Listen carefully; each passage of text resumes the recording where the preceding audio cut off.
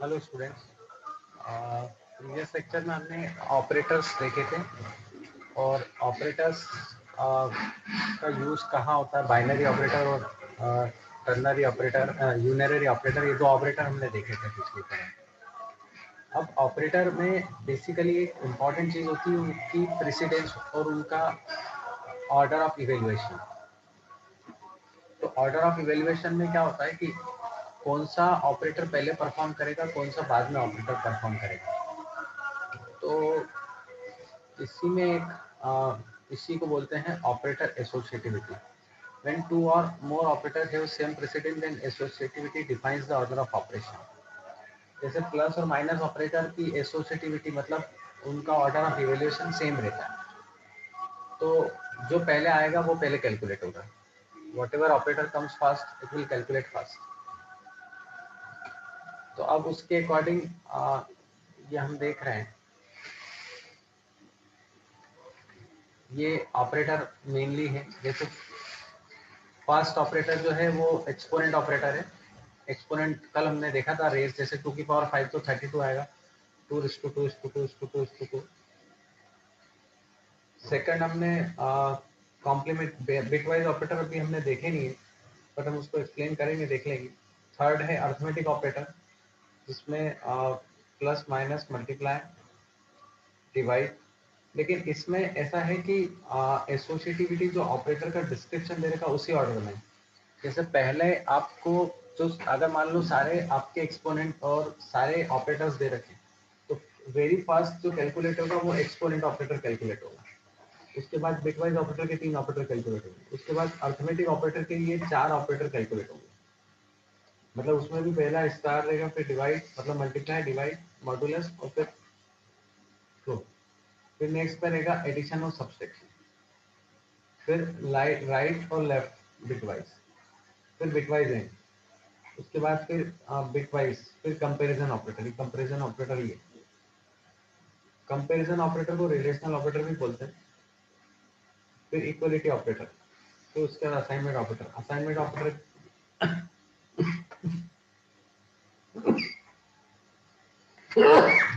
और फिर identity operator. फिर उसके बाद मेंबरशिप ऑपरेटर और लास्ट में लॉजिकल ऑपरेटर।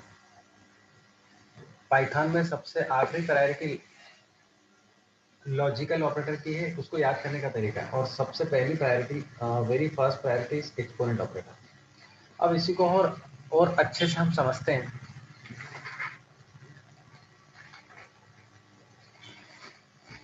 ये आपका दे रखा है, इसमें ये भी वही है, बस अंतर थोड़ा सा ज़्यादा आ रहा है। इसमें हमने सिंपल ब्रेसेस भी ले रखे हैं, और इसमें थोड़ा सा एक चीज़ ये भी है कि कौन सी एसोसिएटिविटी लेफ्ट टू राइट काम करती है, मतलब लेफ्ट से राइट काम करती है, और कौन से राइट टू लेफ्ट। अभी थोड़ा सा आपको प्रॉब्लम जाएगी समझने में, बट हम उसको प्रैक्टिकल तरीके से करेंगे तो आपको ज़्यादा क्लियर होगा। तो वेरी फर्स्ट थिंग जो आपको क्लियर हो रही, सिंपल ब्रैकेट स्टार्ट क्लोज और कर्ली ब्रैकेट स्टार्ट क्लोज, ये हो रही है। तो इसमें पैरेंथेसिस की प्रायोरिटी पहले होती है, दूसरी होती है फंक्शन कॉल। फंक्शन कॉल की प्रायोरिटी सेकंड होती है, फंक्शन कॉल भी हम समझेंगे। थर्ड स्लाइसिंग की प्रॉपर्टी होती है। फोर्थ सब्सक्रिप्शन की प्रॉपर्टी होती है, मतलब ये प्रायोरिटी होती है। कुल मिला के हम इन शॉर्ट बात करें तो पहली प्रायोरिटी एक्सपोनेंट की होगी, सबसे आखिरी प्रायोरिटी लॉजिकल की होगी। ये हमको ध्यान रखना है। इसमें दो चीजें इंपॉर्टेंट है, एक एसोसिएटिविटी और उसका प्रेसिडेंस। तो एक्सपोनेंट जो होता है वो राइट टू लेफ्ट वर्क करता है, मतलब राइट साइड से लेफ्ट साइड की तरफ वर्क करता है।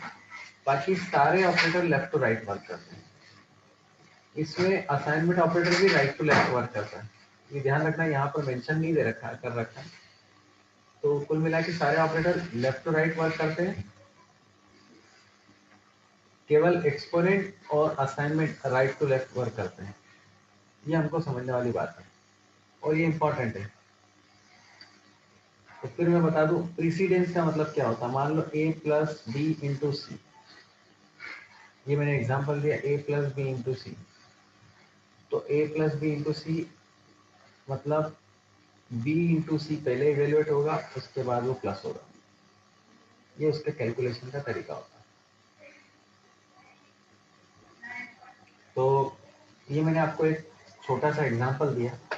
अब और भी एग्जांपल हैं जिसको हम समझते हैं।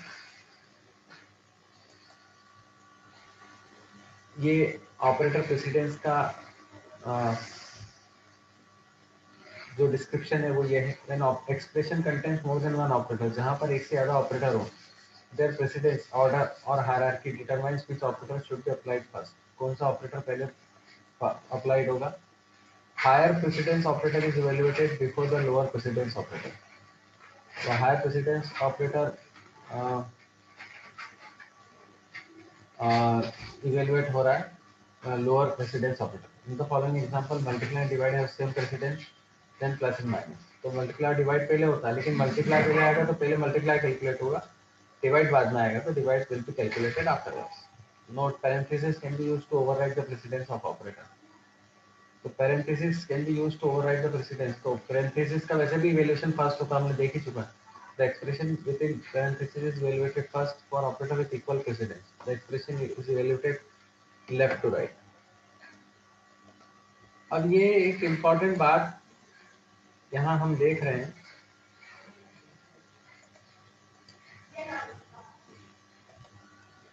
कि कैसे इवेल्युएट करते हैं। अब जैसे ये एग्जाम्पल हम देखते हैं,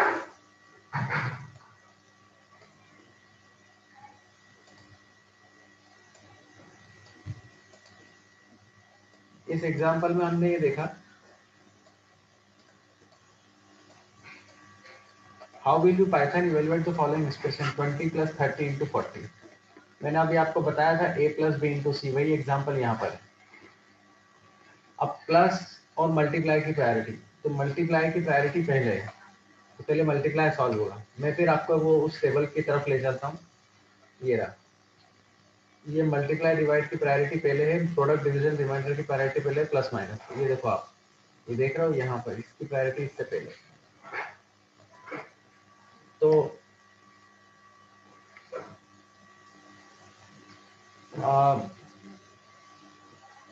30 इंटू 40 पहले कैलकुलेट होगा, उसके बाद उसमें 20 एडिशन होगा। तो दे भी रखा 30 इंटू 40 मतलब 1200 प्लस 20 1220, ये दे रखा। तो ये आपको कैलकुलेट। अब वही एक्सप्रेशन देखो आप नीचे आ रहा है, तो ब्रैकेट की प्रायोरिटी पहले। How will Python evaluate the following expression 20 plus 30 bracket multiply 40। तो 20 प्लस 30 पहले कैलकुलेट होगा, बिकॉज ब्रेसेस पहले सॉल्व होते हैं। अगर आपके ऑर्डर ऑफ प्रेसिडेंस दे रखा है तो ब्रेसेस, सिंपल ब्रेसेस पहले सॉल्व होते हैं। तो 20 प्लस 30 इंटू 40, तो ये 20 प्लस 30 जो होगा वो 50 हो जाएगा। 50 इंटू 40 2000। अब देखो दोनों सेम है, बस दोनों में डिफरेंस कहाँ आ गया, ये समझने वाली बात है। अगर आपका यही ऐसा कैलकुलेशन होता 20 इंटू 30 प्लस 40, तो उसमें भी 20 इंटू 30 पहले कैलकुलेट होगा 600 और फिर प्लस 40 640। तो इस तरीके से ये कैलकुलेट हो रहा है। इसको बोलते हैं ऑपरेटर प्रेसिडेंस या उनका ऑर्डर, उनका तरीका। अब आगे बढ़े हैं, मेरे ख्याल से ये एग्जांपल अच्छे से क्लियर हो गया होगा। और एग्जांपल भी है। अब इस एग्जांपल को ध्यान से देखो आप। How will you following the expression will be evaluated 15.0 divided by 4.0 plus 8 plus 6.0। अब हम वापस प्रायोरिटी देखते हैं, किसकी प्रायोरिटी पहले है। तो जब हम वापस प्रायोरिटी देखते हैं तो डिवाइड की प्रायोरिटी पहले है, ये डिवाइड की प्रायोरिटी, प्रोडक्ट डिवीजन रिमाइंडर, तो डिवाइड की प्रायोरिटी पहले।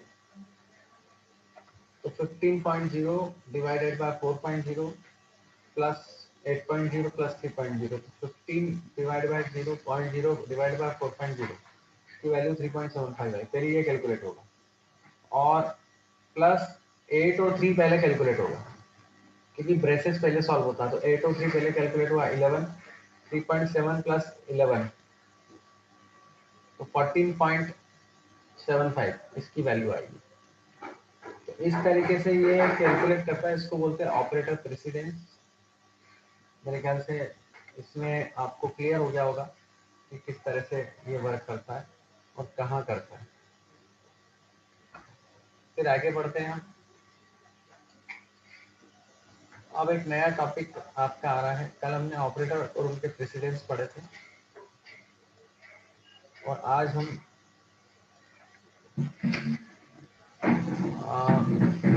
उनसे रिलेटेड चीजें पढ़ रहे हैं जो हमारे लिए इम्पोर्टेंट भी है।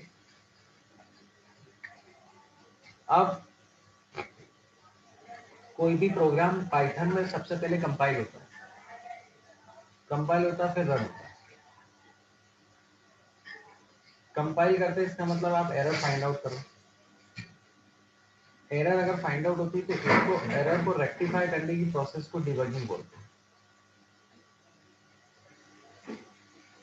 जो एरर आती, whatever error is coming not showing, if you are solving that error, this process is called debugging. अब सबसे पहले आता है ड्यू टू एरर प्रोग्राम में नॉट एग्जीक्यूट और में जनरेट रॉन्ग आउटपुट। तो सही बात है, एग्जीक्यूट होना मतलब रन नहीं होना।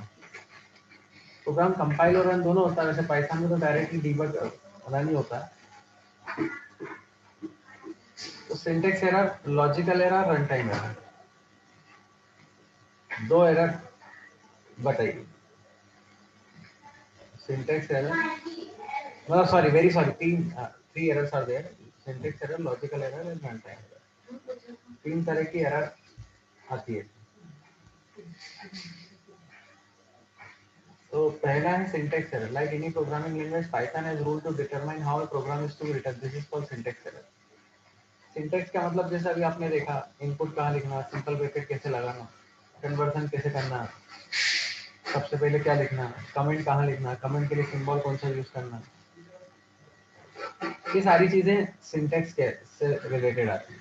प्रिंट स्टेटमेंट में कितने आर्गुमेंट पास होंगे, इनपुट स्टेटमेंट में कितने आर्गुमेंट पास होंगे, तो ये आपका कहलाता है syntax error. Like any programming language, Python has rule that determine how program is to be written. This is called syntax. The interpreter can interpret a statement of a program only if it is syntactical correct. So,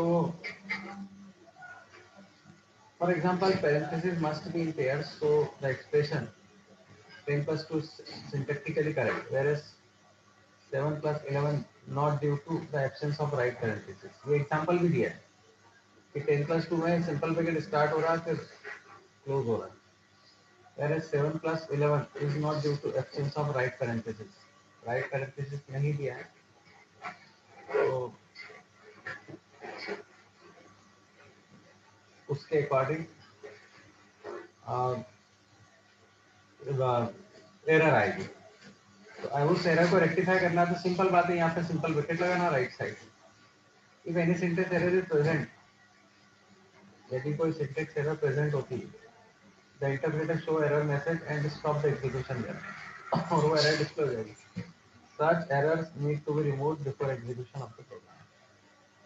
और वो error जो है remove कर देंगे तो आपका programme run हो जाएगा। तो ये डिबगिंग में तीन तरह की एरर है, syntax error, logical error, run time error.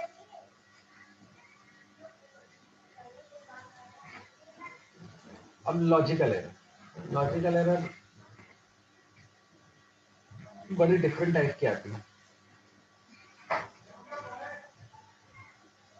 Logical error, but called semantic error, does not stop execution, but the program behaves incorrectly and produce undesired wrong output. अब देखो इंपॉर्टेंट है कि इसमें प्रोग्राम रन हो जाता है।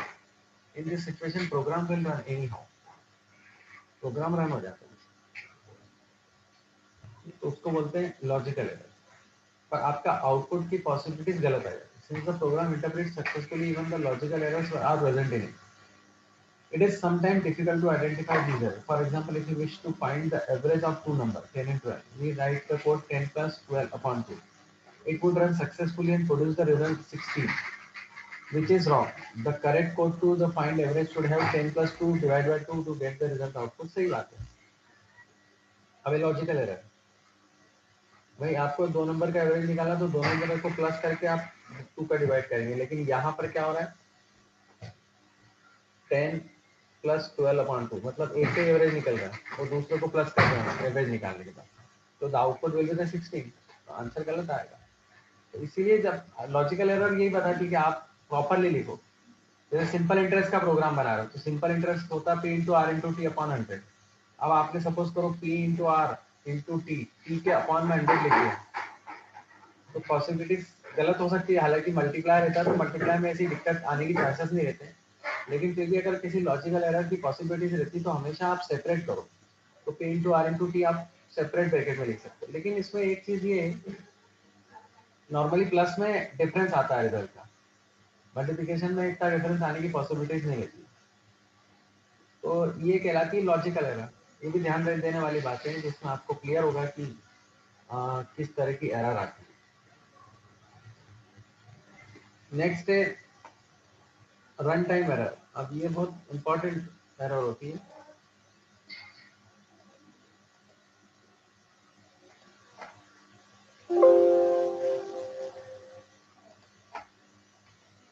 ये रन टाइम एरर जो होती है बेसिकली एबनॉर्मल टर्मिनेशन होता है.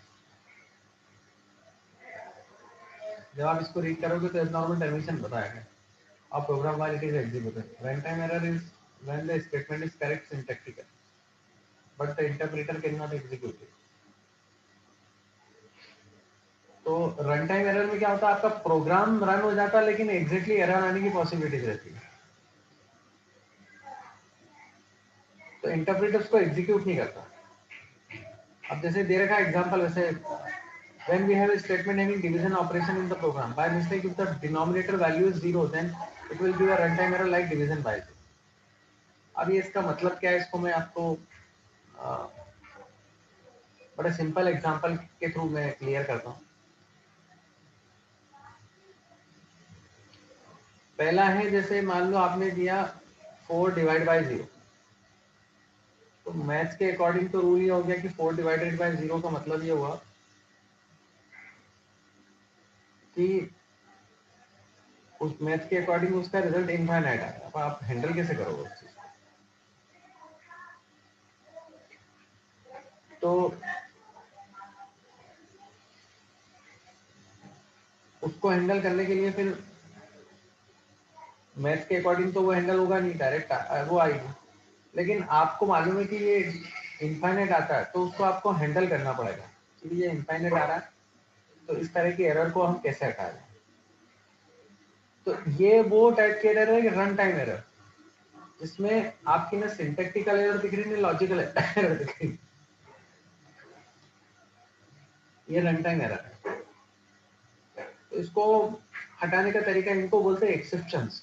हालांकि टेक्निकल टर्मिनोलॉजी थोड़ी सी ज्यादा हो रही है उसमें, बट अभी समझने के पॉइंट ऑफ व्यू से ये एक्सेप्शन और फिर इनको हैंडल करने के तरीके की प्रोसेस को बोलते हैं exception handling.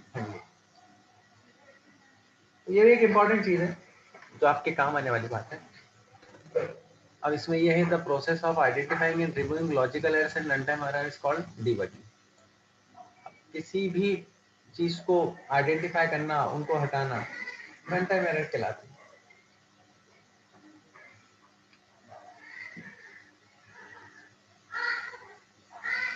We need to debug a program so that it runs successfully and generate the desired output.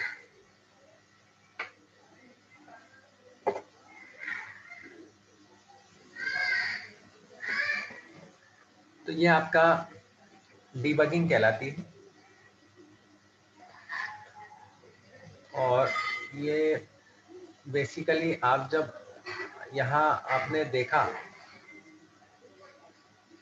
ये एरर आ रही है, तो ये एरर इसी कारण से आ रही थी, लॉजिकल रन टाइम. अब नया टॉपिक और हो रहा है. 2 टॉपिक अभी हमने देखे बड़े सिंप्लीफाइड फॉर्म में. Order of evaluation of operators या प्रेसिडेंस ऑफ ऑपरेटर्स, और सेकंड वाला हमने देखा डीबग।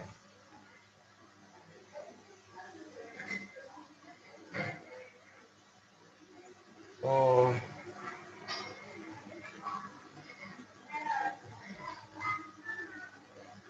आगे हम देखें flow of control. Flow of control का मतलब होता है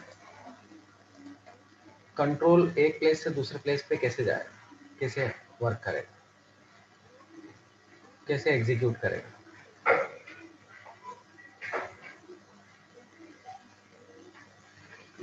तो सबसे तीन चीजें होती है इसमें, डिसीजन, लूपिंग और जंपिंग। इसमें एक और इम्पॉर्टेंट होती है, हम इसको भी बोल सकते हैं सीक्वेंस कंट्रोल। सेकंड हम इसको ये बोल सकते हैं, थर्ड इसको हम ये बोल सकते हैं, और फोर्थ। अब इसमें बेसिकली सीक्वेंस कंट्रोल मतलब जो अभी हमने सिंपल प्रोग्राम देखे ना, सिंपल इंटरेस्ट के, तो वो सीक्वेंस कंट्रोल है। सिंपल इंटरेस्ट है आपका, दूसरा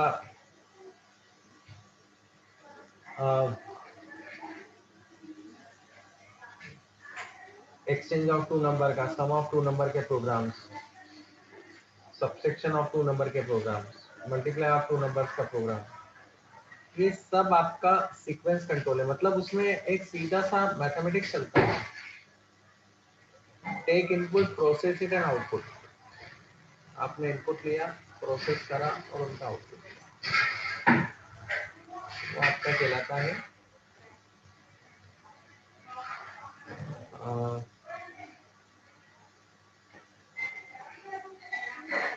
सीक्वेंस कंट्रोल। मतलब सीधे स्ट्रेट फॉरवर्ड प्रोग्राम होते हैं, there is no comparison, proper input, proper process और proper output, this is called sequence control. इसीलिए इसको फ्लो ऑफ कंट्रोल के साथ साथ इसको आप ऐसा भी बोल सकते हो कंट्रोल स्टेटमेंट। मैं लिख रहा हूँ कंट्रोल स्टेटमेंट भी बोला जाता है।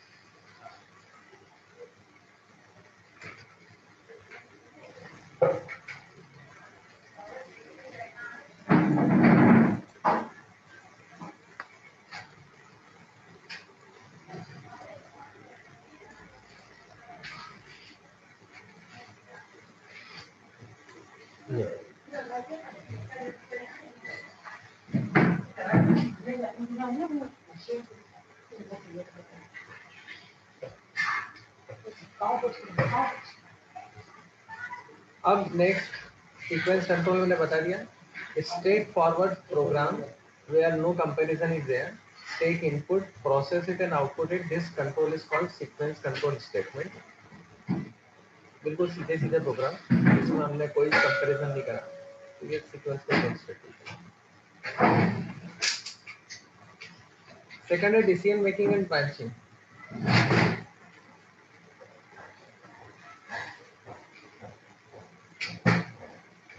इसमें कंपैरिजन होता है, और इसमें कंपैरिजन होता है तो आगे उसके अकॉर्डिंग ही वर्क होता है। So decision making is about deciding the order of execution of statement based on certain conditions. इसका order of execution है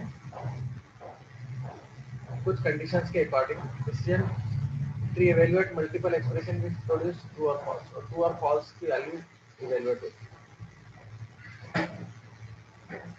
तो वो आपका कहलाता है decision making statement। इसको हम if else आगे पढ़ेंगे, तो if else के पार्ट के decision making and branching के एग्जांपल जो है एक कंडीशन है।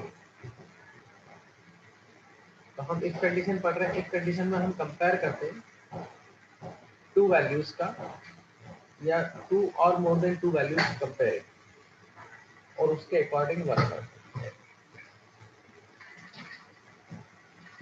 ये एग्जांपल भी दिया हुआ है इफ एल्स स्टेटमेंट।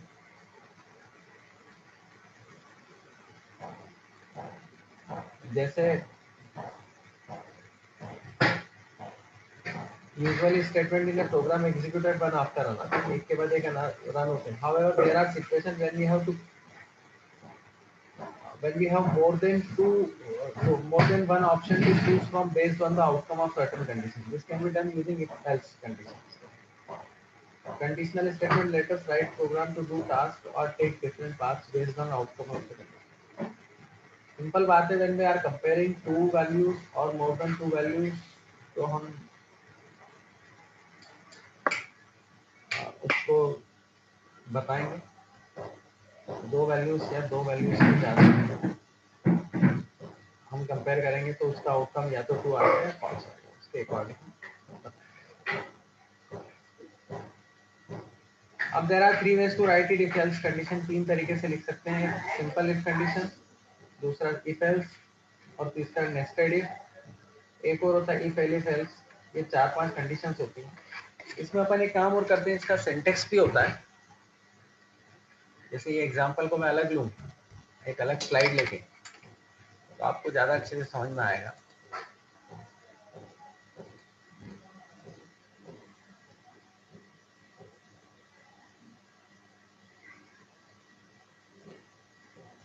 ये पहला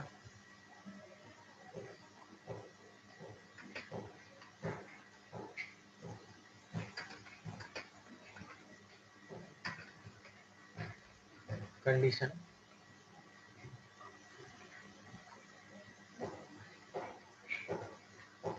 इसमें याद रखना फर्स्ट कैरेक्टर कभी कैपिटल नहीं आता है.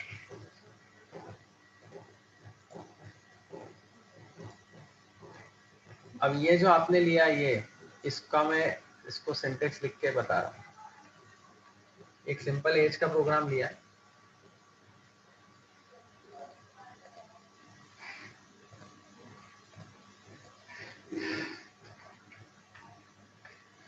ये तो एग्जांपल हुआ. इसका सिंटेक्स का मतलब फॉर्मूला होता है. जैसे आप मैथ्स पढ़ते हैं, मैथ्स में फॉर्मूला होता है, यहाँ पर भी इसको सिंटेक्स बोला जाता है. और अगर आप कोई भी प्रोग्रामिंग लैंग्वेज कर रहे हैं, if you are learning any programming language, तो हम ये याद रखें कि उसका सिंटेक्स हमको पता होना बहुत जरूरी है. तो इफ कंडीशन कॉलन, जैसे आप कॉलन एंटर करेंगे यहाँ से वो इंडेंटेशन शुरू होगा. ये ध्यान रखना, ये बहुत इंपॉर्टेंट बात है.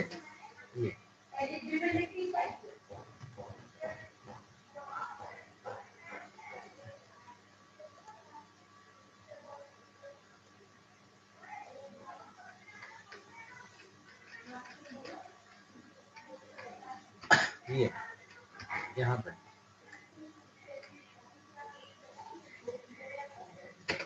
स्टेटमेंट लिख देते हैं.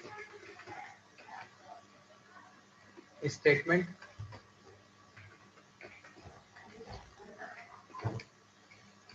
एक से ज्यादा भी हो सकते हैं. ये इसका सिंटेक्स है. सिंटेक्स का मतलब फिर बता रहा हूँ, उसके अकॉर्डिंग इंप्लीमेंट होगा. जैसे यहाँ पर एग्जांपल भी दिया हुआ है. यहाँ इफ कंडीशन के बाद कॉलन लगता है, और कॉलन के बाद जैसे आप इंटर प्रेस करेंगे, जैसे ही आप इंटर प्रेस करेंगे वो कर्सर नीचे आ जाएगा और आप उसके अकॉर्डिंग वर्क कर पाएंगे. मतलब जितने स्टेटमेंट होंगे वो एक से ज्यादा स्टेटमेंट वहां पर आ सकते हैं. तो ये सिंपल इफ कंडीशन है. इसमें केवल ट्रू पार्ट एग्जीक्यूट होगा. इसमें अगर by the way false condition होती है तो वो एग्जीक्यूट नहीं होगा. इसको अपन जो अपन ने प्रोग्राम बनाया उसको अपन पाइथन में ही चलाते हैं, तो आपको और ज्यादा क्लियर होगा कि कैसे वर्क करता है. फिर बता रहा हूँ, इफ कंडीशन दो या दो से अधिक कंडीशंस को कंपेयर करने के लिए यूज करते हैं. तीन या चार तरीके से इंप्लीमेंट करते हैं हम. If condition, nested if condition, if else और इफ एल्स ऐसे करते हैं. तो हम एक प्रोग्राम के फॉर्म में ही बना लेते हैं. हम पाइथन स्टार्ट कर रहे हैं. पाइथन आइडियली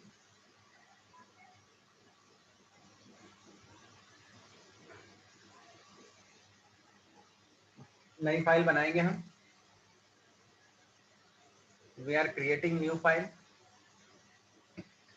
अब ये हम काय का प्रोग्राम बना रहे, पहले हमको कमेंट मालूम होना चाहिए. कमेंट हमेशा देना जरूरी है. कमेंट देंगे तो ज़्यादा अच्छा रहेगा, हमको समझ में आएगा. हालांकि कमेंट हम अपने आप को शो करने के लिए बताते हैं, कमेंट ऑप्शनल होती है, कंपलसरी नहीं होती।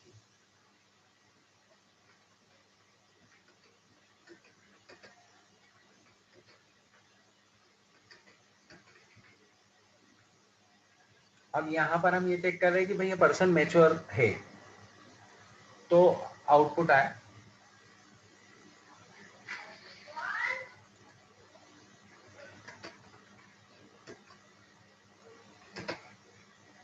Programme for to check the result if person is mature, ये चेक कर रहे हैं। तो एज ली हमने, एज को हमने इंटीजर में कन्वर्ट करा, ये यहाँ पर age, enter your age, age को कंपेयर करा, if age greater than equal to 18,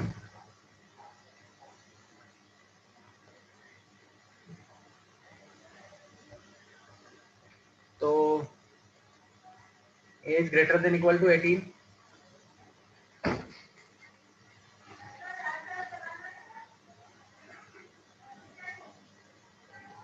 तो अगर अब एज 18 से ज्यादा है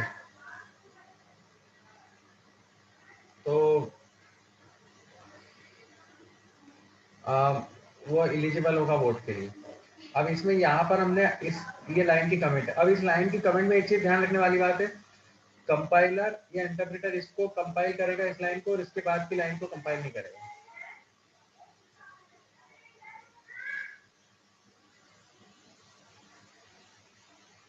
तो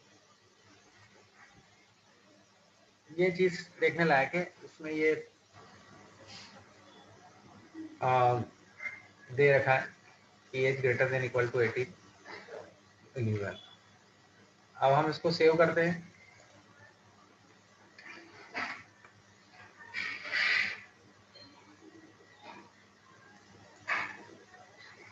फिर रन करते हैं। अब हमने दिया 20, तो आउटपुट आ गया एलिजिबल टू वोट।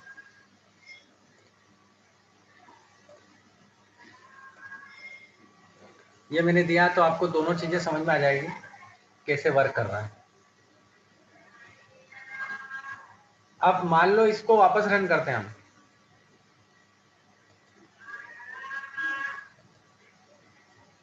और यहाँ हमने दे दिया 40, तो आउटपुट नहीं आएगा, there will be no output, कोई आउटपुट नहीं आएगा। क्यों? क्योंकि ये कंडीशन फॉल्स हो गई। तो फॉल्स हो गई तो फॉल्स कंडीशन में कैसे वर्क करेगा। अच्छा, एक इंपॉर्टेंट बात और बताना थी, कल हमने ऑपरेटर पढ़े थे, तो यहाँ ऑपरेटर कौन सा यूज हुआ, यहाँ 3 ऑपरेटर यूज हुए। ये असाइनमेंट ऑपरेटर, ये रिलेशनल ऑपरेटर, और फिर ये असाइनमेंट ऑपरेटर। ये बात समझने वाली है कि हम कौन कौन से ऑपरेटर यूज कर रहे हैं। अच्छा, एक और बात, जैसे हमने यहाँ लिखा, अब आप देखो, जैसे आप इंटर प्रेस करोगे कर्सर यहाँ आया,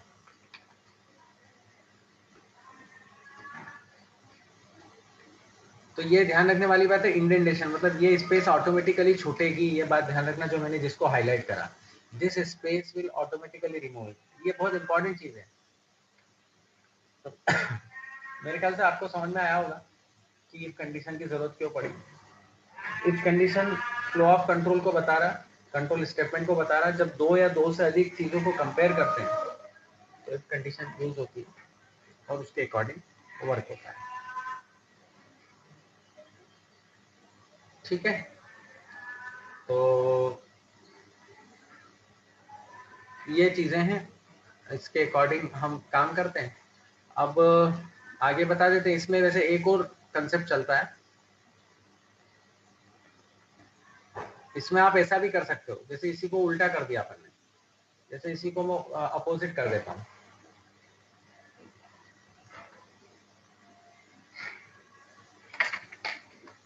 इसको मैं ऐसा कर देता हूँ, पर्सन इज नॉट मैच्योर, और मैच्योरिटी की डेफिनेशन यही है। ये भले आप चाहो तो ये वाली हटा देते हैं, और यहाँ पर not eligible to vote, less than. अब एक दूसरी वाली कंडीशन के लिए दिया, यदि एज 18 से कम है, इसमें अपने को 18 से कम बताना पड़ेगा, इक्वल टू का साइन हटाना पड़ेगा। ये समझने वाली बात है, और जरूरी नहीं है आप वेरिएबल का नाम एज जो भी आपको देना हो वो दे सकते हो। तो हमने एक इंटर वेरिएबल लिया, इनपुट इंटीजर न्यूमेरिक, उसको लिया और फिर अगर 18 से कम है वो तो नॉट मैच्योर है। अब कंपेयर करते हैं। अब यहाँ मैंने दिया 15 तो नॉट एलिजिबल टू वोट, लेकिन अब मैं ऐसा दिया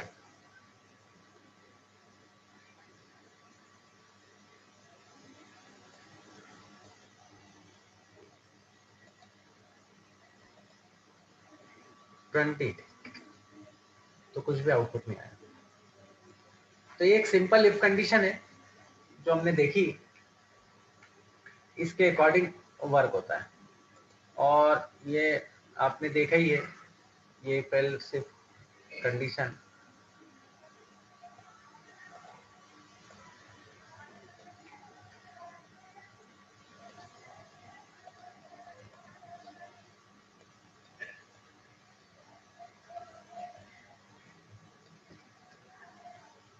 ये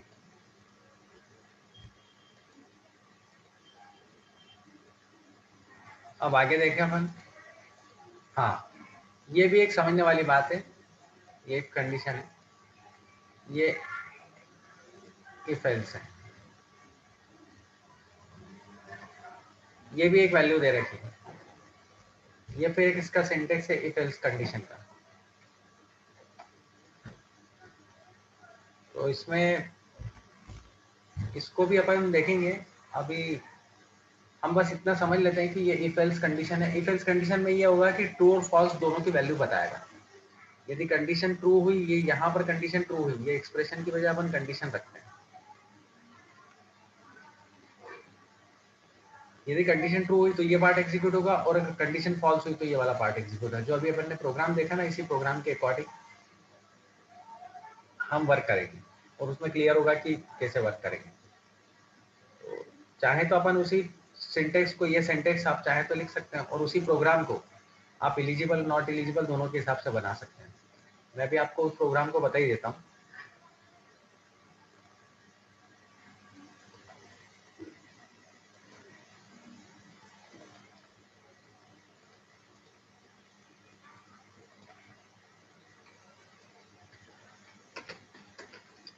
म्यूचुअल है या नहीं, एज ले लिया, और यहाँ हमने बोला greater than equal to 18, eligible to vote, और यहाँ हमने क्या करा, एल्स दे दिया।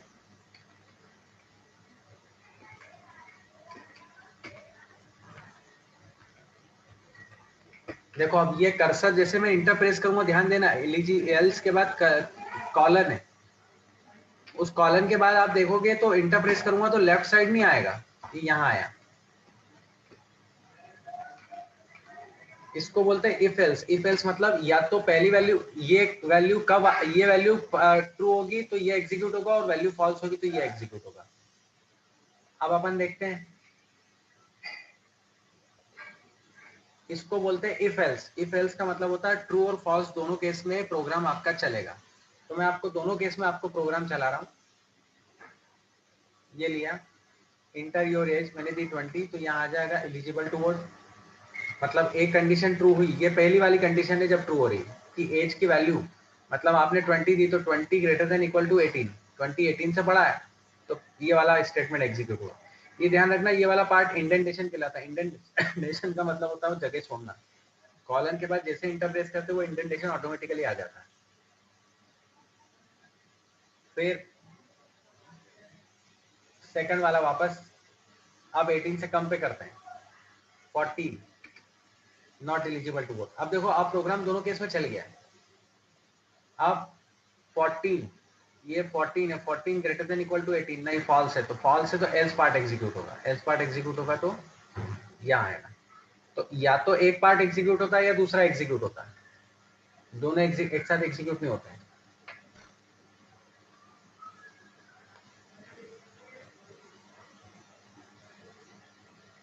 तो ये आज के लिए अपन इसमें इतना ही रखते हैं। बस इसमें एक और चीज आपको ब्रीफ में बता देता हूँ कि ये जो अपन ने लिया है, ये कंडीशन, ये ट्रू कंडीशन पे ये और फॉल्स कंडीशन पे ये, और दोनों आखिरी में स्टेटमेंट आएंगे। तो ये ध्यान रखना कि कोई भी एक पार्ट एग्जीक्यूट होता है एक कंडीशन में, या तो एक पार्ट पहला वाला पार्ट या दूसरा वाला। पहला ट्रू पार्ट मानेंगे तो पहला एग्जीक्यूट होगा अगर कंडीशन ट्रू होगी, और कंडीशन फॉल्स होगी तो दूसरा एग्जीक्यूट होगा। ठीक है, थैंक यू। कोई प्रॉब्लम आए तो आप उस ग्रुप में पूछ सकते हैं।